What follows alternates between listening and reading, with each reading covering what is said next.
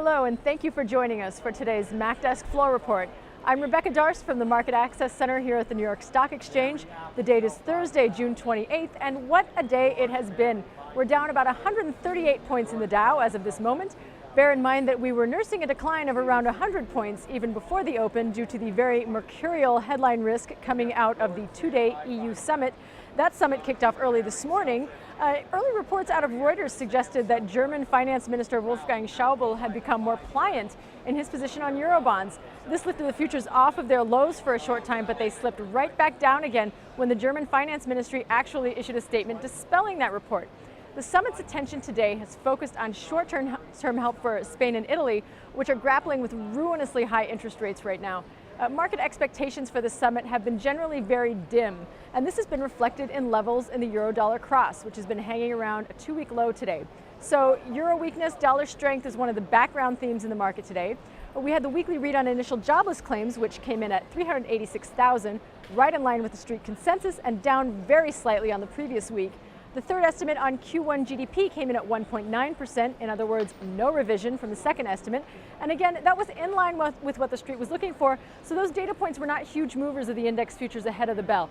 The real potboiler today was the mid-morning release of the Supreme Court's long-awaited ruling on the constitutionality of Obamacare. As you have no doubt heard, the court ruled that contested provisions of the Affordable Care Act are indeed constitutional, pursuant to Congress's right to levy taxes.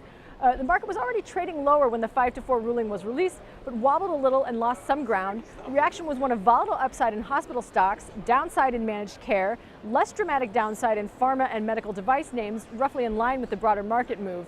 Now, as we told you in the midday today, options across the healthcare space have been active today. We've been noticing relatively more sellers of option contracts than buyers, particularly on the call side.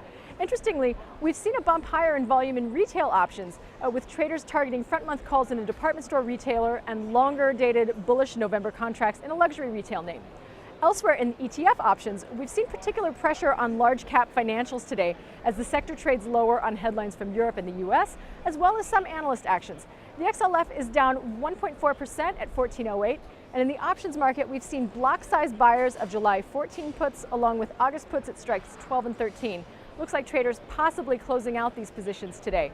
That said, we've been looking at the 30-day implied volatility reading in the XLF.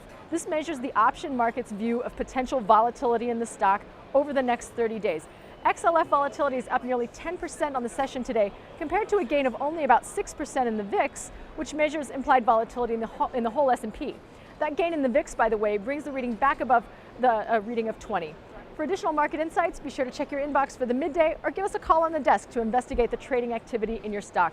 For now, that's it from me, Rebecca Darst, for the MacDesk Floor Report.